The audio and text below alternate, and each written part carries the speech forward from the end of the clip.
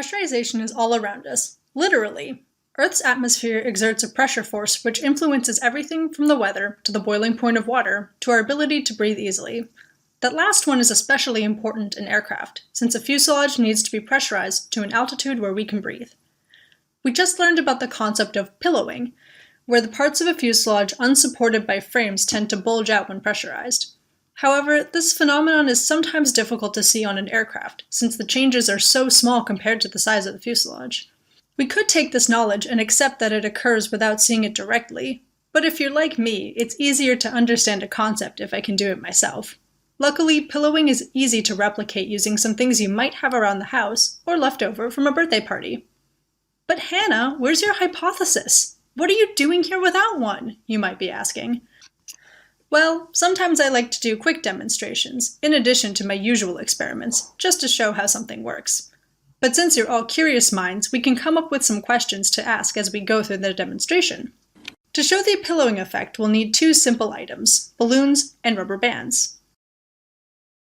An inflated balloon is like a pressurized fuselage without any frames on it. With no stiff support, the balloon is free to expand in all directions. When I put two rubber bands over the balloon, you can already see that the bulging is restricted in those areas. Look even more closely. The pillowing effect is quite clear. There's an obvious indentation at the band as the air inside of the balloon redistributes to the non-restricted sections. So what do we think will happen when a third rubber band is added to the balloon in between the others?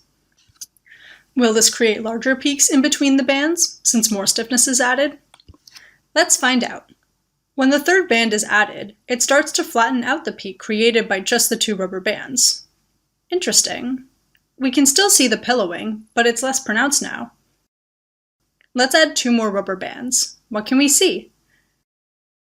It seems that the pillowing is still occurring, but the bumps are much less prominent, and there's more consistency between each rubber band. This is exactly what's happening in an aircraft fuselage. If we look at a schematic diagram of a fuselage, you might wonder why there are so many frames. If the point of aircraft design is to be as light as possible, why are there so many stiffening frames which are adding a lot of weight? Why can't engineers just make the fuselage skin thicker, thereby increasing stiffness? Interestingly enough, adding thickness to the skin to the point where it is stiff enough on its own would be a much heavier option than using frames to support a thinner skin. Considering the huge pressurization forces on a fuselage in flight, it would take a lot of extra material to achieve the same results. And what we see with the balloon and rubber bands is that as more stiffening elements are added which contain the pressurization forces, less pillowing occurs, and the distribution of forces becomes more equal. We can contain the pillowing effect while keeping a thin fuselage skin, thus minimizing weight. Now that we've taken a quick break from our usual hypothesizing, it's time for me to get back to working out our next experiments.